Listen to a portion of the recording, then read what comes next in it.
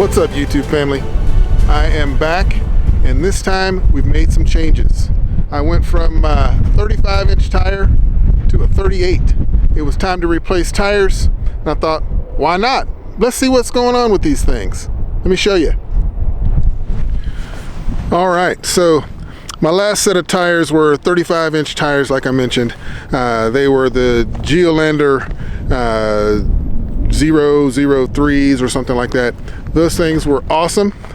They lasted me at least 50,000 miles, probably a little longer if I had done a little bit better job of rotating the tires, but you know, life gets to you and sometimes you can't get all that taken care of. So at 50,000 miles, they worked out great.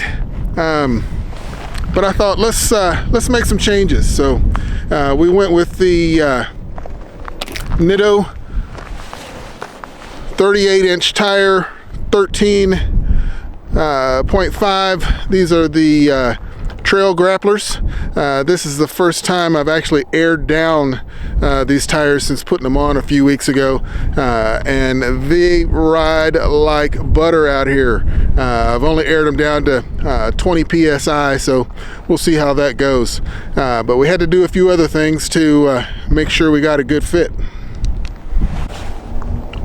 All right, so as I mentioned in I think my last video, I had showed you guys the 3.5-inch lift that I had put on.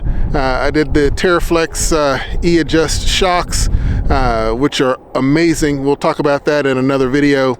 And then as far as the springs go, I had went with a set of less expensive springs because I thought, well, you know, the shocks will do everything extra. I don't need to spend that much money on a set of springs, but I think I was wrong.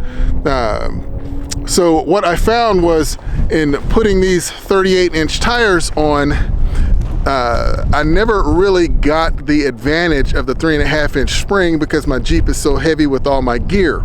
I think those springs were a little weaker and everything was, you know, pushed down a little bit more, and they were sagging in the back. So I talked to the shop, Off-Road Warehouse. Those guys are real nice down there. And what they told me that I needed to do was get a stronger set of 3.5-inch springs. So we went with an Evo set of springs that are designed for the electric setup Jeep. Can't think of the name of it all of a sudden. But those are a bit heavier duty because of all the batteries that are in that Jeep. So we went with a 3.5-inch, still stuck with a 3.5-inch lift, which now I'm sitting quite a bit higher because I never was getting advantage of the 3.5-inch lift that I thought I had with those other springs. So the Jeep sits quite a bit higher now. Of course, going from 35 to 38, what's that, like 1.5 inches? But so far, I'm loving these things. So we'll keep this thing moving.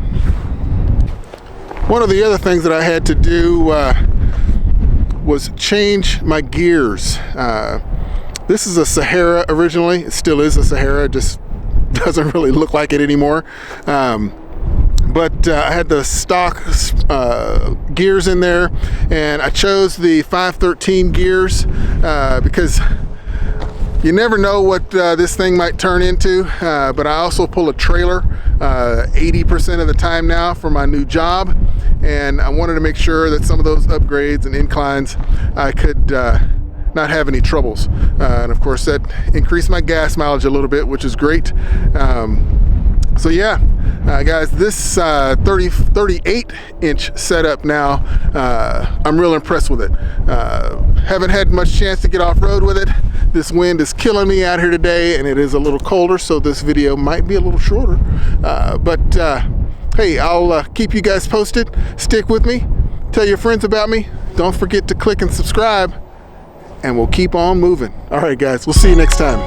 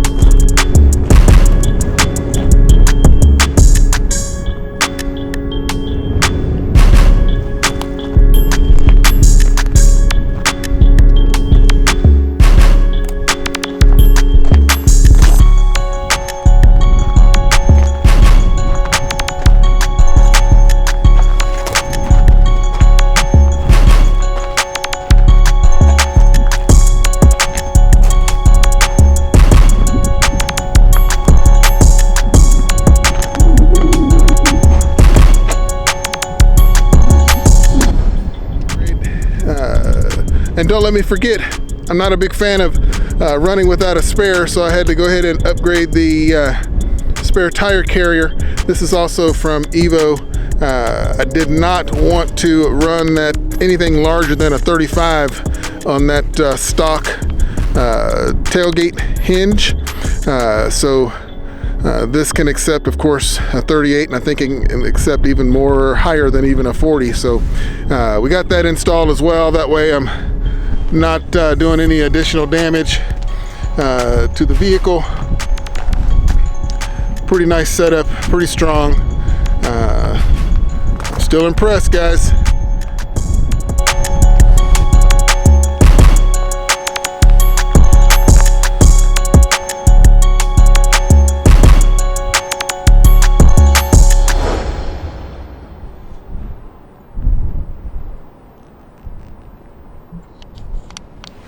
All right, you can tell it's been a long time since I've done these videos.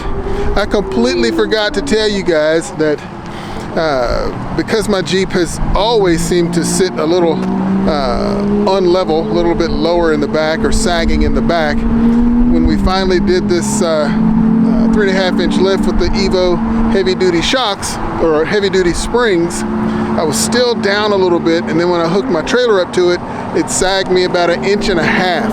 So I went back down to Off-Road Warehouse, and they suggested that we put in a 3/4 inch spacer in the rear that would make up the difference between, kind of split the difference between the 1.5 inch drop. So we ended up doing that. This thing sits perfectly level now when it's not loaded with the trailer, which is great because now I'm not blasting everybody with my headlights. At least I don't think I am anyway. So just wanted to make sure you guys knew that. So in the back, we actually have a 4.25 inch lift, I think.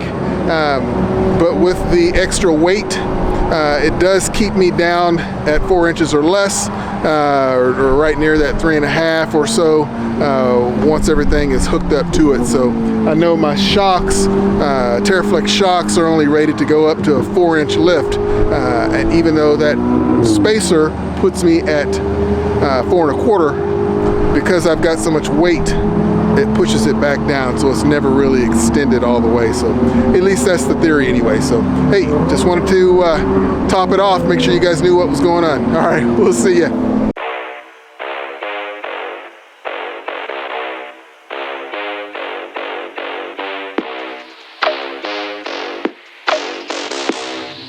You are now in the presence of a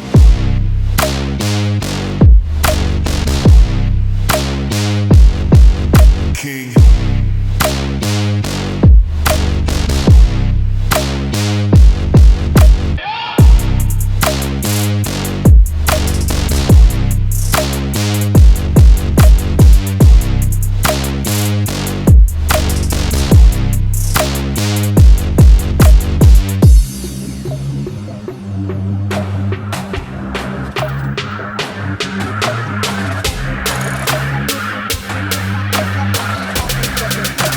Now in the presence of a